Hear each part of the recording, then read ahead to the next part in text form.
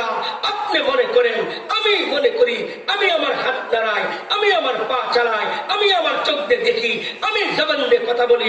না না না, মাথা হতে পা পর্যন্ত 360টা চূড়া, এক একটা চূড়ার মধ্যে মালিক এক একজন ফেরেশতা বসায় রাখছে। এক একজন ফেরেশতা মালিক বসায় রাখছে। প্রত্যেকটা সেকেন্ডে সেকেন্ডে ফেরেশতা আল্লাহকে জিজ্ঞেস করে, আল্লাহ আপনার বান্দা আঙ্গুল নাড়াইতে চাই, অনুমতি দিব। কবজি বাঁকা করতে চাই, অনুমতি দিব। কোনিটা বাঁকা করতে চাই, অনুমতি দিবে, অনুমতি দিব। ওগো আল্লাহ, কোনি বাঁকা করতে চাই, হাত নাড়াইতে চাই, হাঁটু নাড়াইতে চাই, আমি কি অনুমতি দিব? আল্লাহ বলে, দাও। যদিও নামাজ পড়ে না, দাও। যদিও সুদ খাই, দাও। যদিও ঘুষ খাই, দাও। একদিন আসবে মালিক বলবে, হে ফেরেশতা, আমার বান্দাকে হাতটা নাড়াইতে সুযোগ দিও না। জোয়ান মানুষ সকালবেলা ঘুম থেকে উঠবে, কিন্তু হাত ধরে না। মাকে ডাক দিবে, বিবিকে ডাক দিবে, ভাইকে ডাক দিবে, দেখো তো আমার হাতটা ধরে না কেন? ডাক্তার আসবে, দেখবে প্রেসার ঠিক আছে, ডায়াবেটিস ঠিক আছে, সব ঠিক আছে, হাত তো ধরে না। নিয়ে যাবে কাকা মেডিকেলে, যাওয়ার পরে ডাক্তার বলবে প্যারালাইসিস হয়েছে, আর কোনোদিন ভালো হবে না। অনেক তো প্যারালাইসিস না, মালিক অনুমতি দিয়েছিল, হাত ধরছে, মালিক অনুমতি দেয় না, হাত আর নড়ে না। ঢাকা শহরে এমন নেতা আছে বর্তমানে জবান বন্ধ, আমি নাম বলবো না, জবান বন্ধ, কথা বলতে পারে না। কথা বলে কে? আল্লাহ বলে, আমি আল্লাহ তোমাকে স্মরণ করি, তুমি আমাকে বলে যাও। বান্দারে 5 বার ঢাক দিলাম, একবারও আসো নাই। সুদ খাইয়া ঘুমাইয়া পড়ছো, ঘুষ খাইয়া ঘুমাইয়া পড়ছো, জিনা করে ঘুমাইয়া পড়ছো, চুরি করে ঘুমাইয়া পড়ছো, ডাকাতি করে ঘুমাইয়া পড়ছো, বদমাশি করে ঘুমাইয়া পড়ছো, কিন্তু তুমি আমাকে বলতে পারো। আমি মালিক তো তোমার বলতে পারি না, কারণ আমি তো তোমাকে আমি বানাইছি, তোমাকে আমি নিজের হাতে বানাইছি, তোমার জন্য গোটা দুনিয়া সাজাইছি। শীতকালে তোমার ঠান্ডা পানি কষ্ট হবে, আমি মালিক জানি। শীতকালে ঠান্ডা পানি খাইলে ঠান্ডা লাগবে, শীতকালে ঠান্ডা পানি উজু করলে কষ্ট হবে, আমি মালিক জানি। তুমি চেষ্টাও করো নাই, চাও নাই। জমিন যত ঠান্ডা হচ্ছে, আমি মালিক বিনা হিটারে মাটির নিচে পানিকে তোমার জন্য গরম বানাইয়া দিছি। গ্রীষ্মকাল আসলে তোমার ঠান্ডা পানি খাইতে মনে চায়, আমি আল্লাহ জানি। তুমি তো জানো না, তুমি জমিনে চাষাবাদ করতে যাও, মাঠে মজার কাজ করতে যাও, তোমার ঠান্ডা পানি খাইতে মনে চায়, তোমার তো ফ্রিজ নাই, আমি মালিক তো জানি। বান্দারে, তোমাকে কত প্যার করি, তোমাকে কত মহাব্বত করি। যতই গরম হয়, আমি মালিক তোমার জন্য বিনা ফ্রিজে মাটির নিচে পানিকে ঠান্ডা বানাইয়া দিই। আল্লাহু আকবার বলেন। আল্লাহ বলে, বান্দা তুমি যে ঘুমায় পড়ছো, আমি মালিক তো ঘুমাইনি। তোমার কানের ছিদ্র খোলা, ঘুমাই গেছে, নাকের ছিদ্র খোলা। তুমি যে ঘুমাইয়া পড়ছো, রাতের বেলা পোকামাকড় বের হয়, পুরুষ কথা কথা, সার পোকা দিনে না রাতে, মশা মাছি, অসংখ্য পোকামাকড় রাতের বেলা বের হয়। ওই পোকামাকড় গুলি গর্ত দেখলে ঢুকতে চায়। যদিও তুমি বেনামাজি, যুবক মালিককে চিনো, তওবা করো, পিছনে হলে তওবা করো। কার ক্ষতি করতেছো? খোদার কসম, আল্লাহকে বলে তুমি কার ক্ষতি করতেছো? কেউ আপন নামে বলবো, আল্লাহ ছাড়া আপনার আমার আপন কেউ নাই, কেউ নাই, কেউ নাই, কেউ নাই। সবচেয়ে বেশি প্যার আল্লাহ আমাকে করেন, সবচেয়ে বেশি আপন আমার মালিক আল্লাহ। আজকে বন্ধুর দুটাই পড়ে, বিবির দুটাই পড়ে, চাকরির দুটাই পড়ে, আমি সমাজের দুটাই পড়ে। মালিককে বলে যাচ্ছি, একদিন আসবে সকলে তোমাকে আমাকে ত্যাগ করবে, মালিক তোমার আমার ত্যাগ করবে। আল্লাহ বলে, বান্দা তুমি ঘুমাইয়া পড়ছো, তোমার কানে ছিদ্র খোলা, রাতের বেলা পোকা মাকড় ঢুকতে পারে, আমি মালিক, আমি তো ঘুমাইনি। আমি মালিক তোমার 2 কানের পাশে 2 জন ফেরেশতা বসাইয়া দিলাম, তোমার নাকের কাছে 1 জন ফেরেশতা বসাইয়া দিলাম, তোমার মুখের কাছে 1 জন ফেরেশতা বসাইয়া দিলাম। তোমার মাথার কাছে 1 জন ফেরেশতা বসাইয়া দিলাম, পায়ের কাছে 1 জন ফেরেশতা বসাইয়া দিলাম। তুমি ঘুমাইয়া পড়েছো, আমি মালিক ঘুমাইনি। তুমি আমাকে ভুলে গিয়েছো, আমি মালিক ভুলি না। আমি আল্লাহ না ঘুমাইয়া 6 জন ফেরেশতা দিয়ে তোমাকে সারা রাত পাহারা দিয়েছি। আল্লাহু আকবার বলে। ওই মূর্তি পূজারী ঘুম ভাঙছে, মূর্তি পূজারী চিন্তা করলো আমি তো আমার ভগবানকে ডাকি নাই, মুসলমানের খোদাকে ডাকলাম। ও মুসলমানের খোদারে একবার ভুলে ডাকলাম, সারা দিল। আমার খোদারে 90 বছর ডাকলাম, সারা দিল না। সাথে সাথে মূর্তি পা দিয়ে লাথি মেরে ব্যঙ্গে চুরমার করে কালিমা পরে মুসলমান হয়ে গেছে।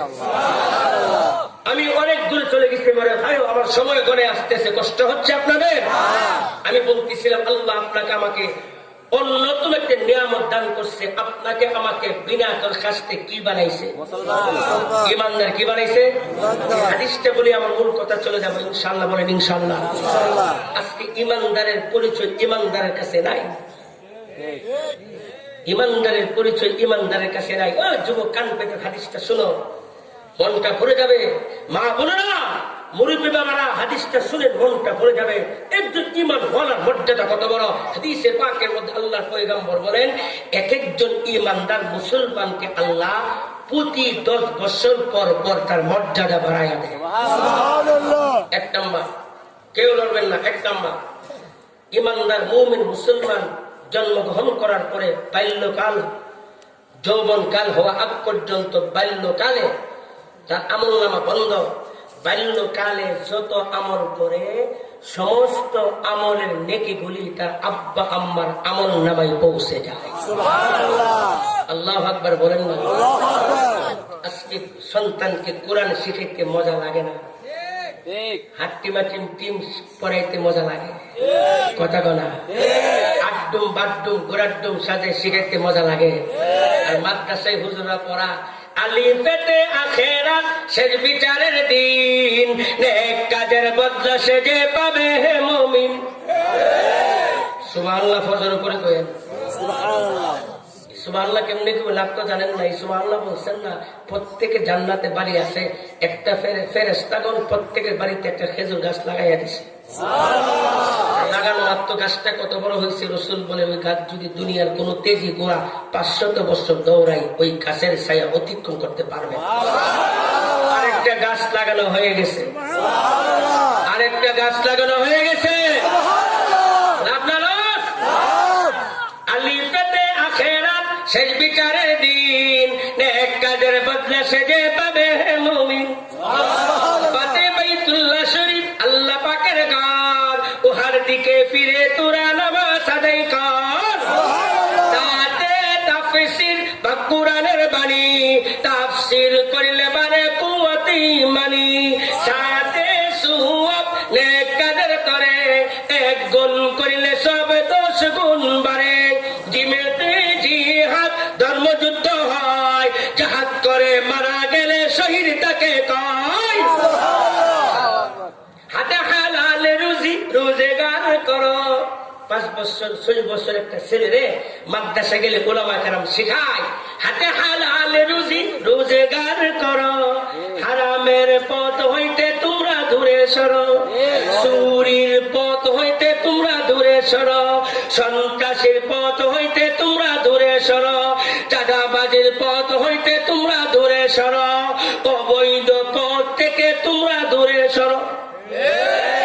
স্কুলে কি পড়ায়? আমি স্কুলে মজা খাই আছি। 92-তে আমি 8 পাস করছি। আমি বাংলা পড়ে আছি। স্কুল অঙ্কের মধ্যে 2টা অঙ্ক, একটা বীজগণিত আর একটা পাটিগণিত। স্কুল ছেলেখানে নাই, আমার সাথে উত্তর দিবা, ভুল বললে সরাসরি ধরবা। আচ্ছা বলেন তো, ব্যবসার মধ্যে 2টা জিনিস, একটা হলো লাভ, একটা হলো মূলধন। কথা কন না? এই মূলধন কত, লাভ কত, এটা বোঝানোর জন্য হলো পাটিগণিত অঙ্ক। যুবকটা বলো। কিন্তু ইহুদি খ্রিস্টানদের কত বড় চক্রান্ত দেখবেন। বাল্যকাল থেকে আমি পড়ছি, আসল এত, সুদ এত, আসল এত, সুদ এত। ব্যবসার মধ্যে সুদ হয় না লাভ হয়? অঙ্কটা হওয়ার দরকার ছিল আসল এত, লাভ এত। কথা কম। কিন্তু ইহুদি খ্রিস্টান জানে মুসলমান নামাজ পড়লে লাভ নাই, যদি সুদ করে বানাইতে পারি নামাজ পড়ুক আর যাই কিছু করো, ইমান জিরু। সুদখোর নামাজি হোক, সুদখোর রোজাদার হোক, সুদখোর হাজি হোক, জাহান্নাম অবধারিত।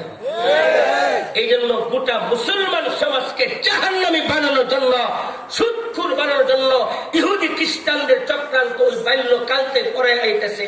আসল এত, সুদ এত, আসল এত, সুদ এত, এম এ পাস পর্যন্ত শত শতবার সুদ লিখতে লিখতে ব্যাংকে যাওয়ার পরে সুদ হয়ে যায় ইন্টারেস্ট সিস্টেম লোন।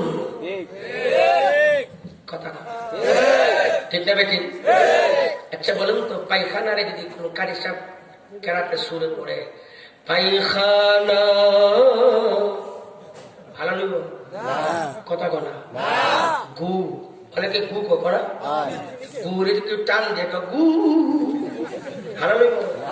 হ্যাঁ, তো সুদ, ইন্টারেস্ট, লোন, ডিম, আন্ডা, মামলেট জিনিস কইরা, নাম কইরা, আসতে করে নাম কইরা।